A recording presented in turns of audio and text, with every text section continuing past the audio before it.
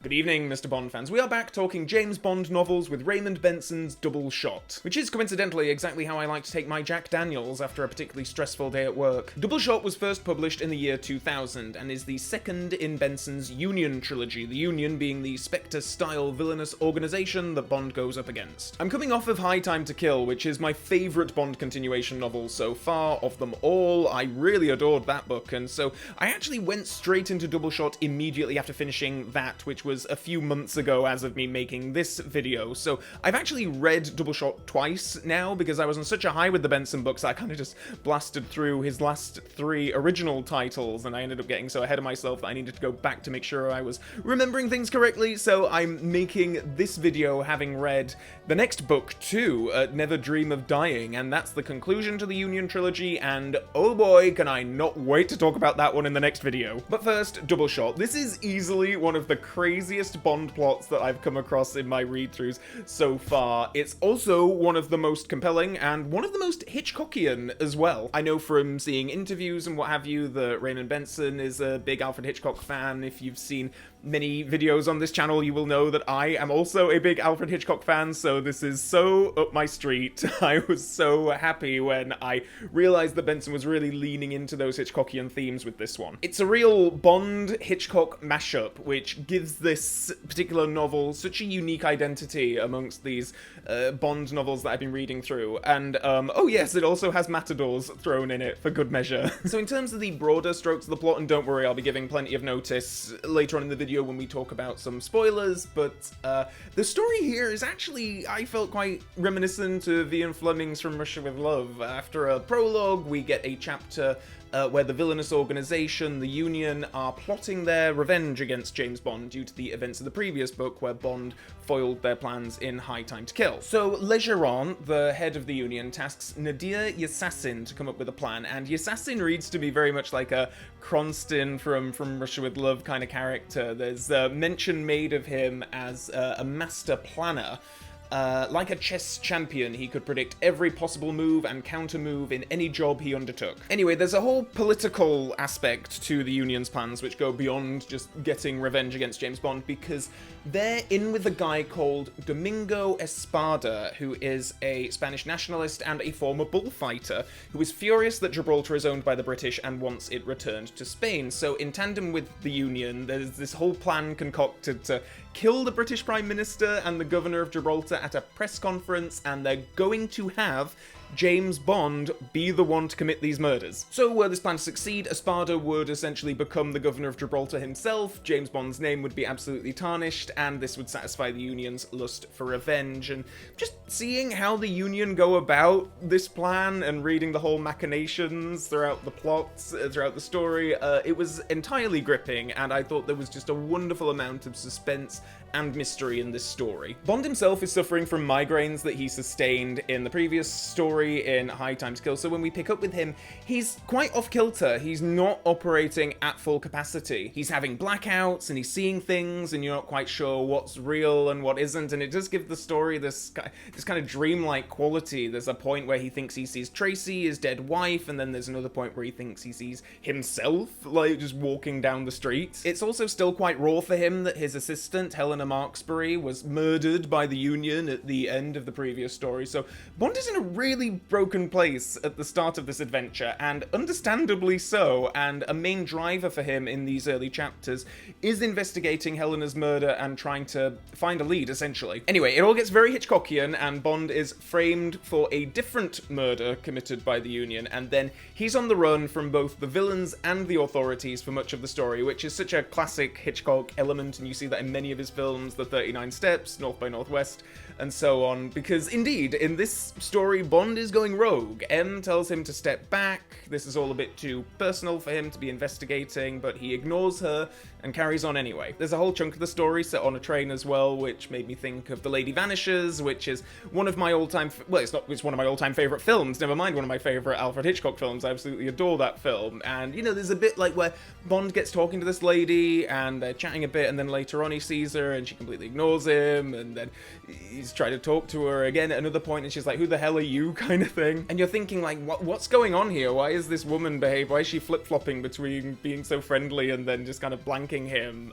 Obviously, there is an explanation for it, but yeah, this is a real mystery story. Probably more than any other Bond book I've read so far as I can remember. Like I say, I feel like this story has a real unique identity to it. And I say that even though, like, I was perhaps slightly apprehensive at the start of the story, because I started reading, and I knew from the blurb that Gibraltar was going to be involved in some way, and Gibraltar was a location that was used in Win, Lose or Die, one of John Gardner's novels, and I was a bit worried that it was going to feel maybe a little bit too repetitive, even though it has been a while since I read Win, Lose or Die, and I'm already quite hazy on the details of an awful lot of the John Gardner books. So it says something, I guess, that of all of the John Gardner stories, the climax of Win, Lose or Die taking place at the Rock of Gibraltar, it is something that really did stay with me, actually. It's one of the details I remember more prominently from his whole run. But anyway, I didn't feel like it was repetitive at all, much like how Benson tapped into real-world politics of the time with, like, Hong Kong in his first Bond novel. He does a similar thing here by tapping into the politics of Gibraltar in, I would say, a much more meaningful way than how the location was represented in Win, Lose or Die. Bond travels to a variety of places in this book, but I think I will just always think of it as the Spanish one, and that goes beyond just the location, of course. I mean, the main villain of the book is a matador, and there's a whole bunch of stuff about bullfighting in this story, and I found a lot of it quite illuminating. It's not a hobby, do you call it a hobby? It's not something, a practice that I know all that much about, so I was learning a bit of something, and how Benson works bullfighting elements into the story, into certain bits of action. It really does give Espada a unique Bond villain identity. Bond also spends a bit of time in London's Soho in this particular adventure, which I was quite excited to read about, in all honesty, as the area is one of my go-tos when I'm in central London. Some of my favourite bars and restaurants are there. I have spent many an evening stumbling around Berwick Street in particular. I used to work in an office just around the corner from it many years ago, and there's a Mexican restaurant there that was a staple for me and my colleagues for lunch, so the fact that Bond had a little adventure around the area and that street got mentioned in particular was something that I took a lot of joy in. I also loved that Bond uses the alias of John Cork in this story. John Cork, of course, being an author and filmmaker and a pretty big James Bond fan, I think it's fair to say. He was the co-author of James Bond: The Legacy, Bond Girls Are Forever, and he's a regular name on James Bond home media extras as a host of a variety of the audio commentaries and as director on many of the various documentaries that you see on those discs. So I thought Bond using his name as an alias here was a really lovely and affectionate nod. So I'm about to head into some spoiler territory here, so if you plan on reading DoubleShot anytime soon, and I highly recommend that you do, please do go and do that and then come back to the video and finish the review. So I'm starting this segment with something that I'm not sure if it really constitutes a spoiler, but the Bond girls in this story are a pair of twins, Heidi and Hedy Taunt, and I put this under my spoilers heading because the mix-up on the train that I mentioned earlier on in this video where Bond thinks that he's encountered the same woman, the twist is that they're actually different women and they are identical twins, and I think it's a really nice surprise in the story when that reveal comes. And indeed, the fact that there are twins here does play nicely into the book's whole theming about duality and such, and I thought Hedy and Heidi were really fun characters. They're CIA agents and they're there to find Bond. He's gone rogue, of course, but then they end up working with him, and there's lots of fun flirting throughout the story with them and him, and it is a little bit bonkers that there's these two identical twin CIA agents and they share a secret identity for missions and what have you, but again, I thought it was just a really fun addition to the story. Just like I felt how Espada, the villain, has his whole kind of like very unique identity in the Bond universe in this story. Hedy and Heidi, I think, also are very unique Bond girls. Just while we're talking about characters, though, I do have to admit that there were times when I'd have to flick back through the book to remind myself of certain characters, jobs, roles, what have you, at certain points. I do think that Raymond Benson is really wonderful with names. There were so many great names in this story, like Julius Wilcox, Walter Van Brieschoten, Domingo Espada, Margareta Peel, who is a really fun femme fatale character, by the way. I really loved her in this. She has some fantastic moments. So the names would stick in my head. Like, I wouldn't forget the names, but there were times when I was sort of like, I'd come across and I'd be like, Oh, Michael Clayton. Which one was he again? Is he the planner? Is he the one with the sex shop? Is he the one with the spin-off movie where George Clooney played him? I suppose that the biggest spoiler to discuss in relation to this story, though, is of course the reveal that James Bond has a fully fledged doppelganger. A man who looks exactly like him, who is working with the villains in order to discredit Bond and essentially make it look to the world that James Bond has turned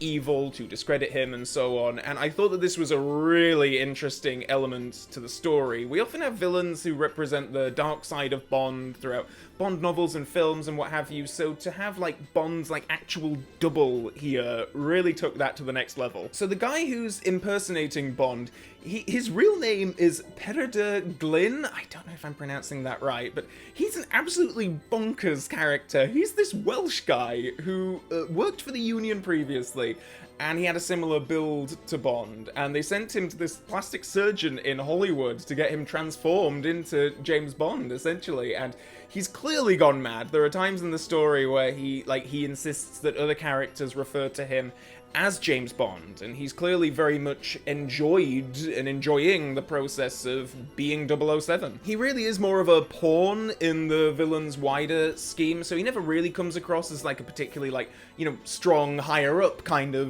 villain like Spada and Margarita did, but thematically speaking, I just love that he's here. It's a whole added level of craziness to the plot in a really fun way, and I just think it's kind of hilarious that there's this James Bond double walking around who is more or less indistinguishable from the real deal, beyond the fact that he speaks with a Welsh accent. His being here is also responsible for some of my favourite dialogue in the entire book, so this comes towards the end of the story where the tables have turned now, and Bond is impersonating the impersonator impersonating him, if that makes any sense. But anyway, there is one particular element of James Bond's body that has him rumbled when Margarita realizes that, yes, this is not, in fact, the Welsh guy, this is the real deal. Margarita leaned over and whispered in the assassin's ear, "All right, Mr. Bond, I know it's you. You think I can't tell the difference between you and Peredur Glynn in bed?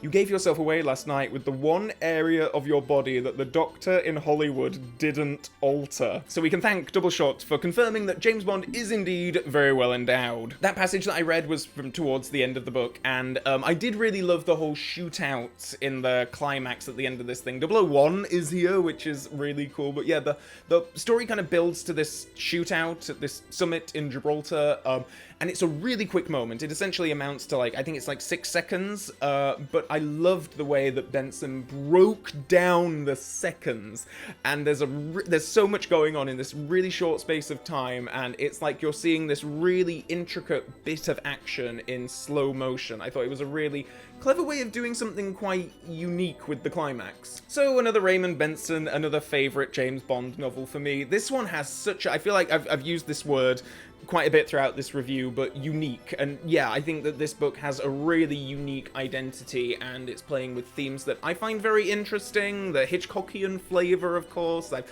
loved a couple of the main villains in this. I loved the dreamlike quality to Bond's hallucinations, and the times you as a reader are questioning, like, okay, what is real and what is reality? I really enjoyed playing that game, and I really enjoyed following the mystery and the suspense of the whole thing. So my highest of recommendations for DoubleShot, and of course the Union group will continue into the next Raymond Benson Bond novel, Never Dream of Dying, which is the conclusion of the Union trilogy. And as I say, as of making this video, I've already read this particular book, and I'm going to go back to it, much like with DoubleShot, just to make sure that I'm not conflating certain moments, because like I say, I read through like 3 of these like in quite quick succession. In the case of Never Dream of Dying, I cannot wait to talk about that. Oh boy, do I wish that I was around. I was reading these when these were published. Like Never Dream of Dying came out in 2001. Oh, the conversations Bond fans must have had when this came out. I am really looking forward to talking about that one. In the meantime, though, please do consider hitting the subscribe button and the Mrs. Bell notification button. Stay up to date on future video uploads. There are links to a variety of my social media pages below, so please do follow me on any and or indeed all of those if you care to do so. And until next time, Bond fans, so long for now.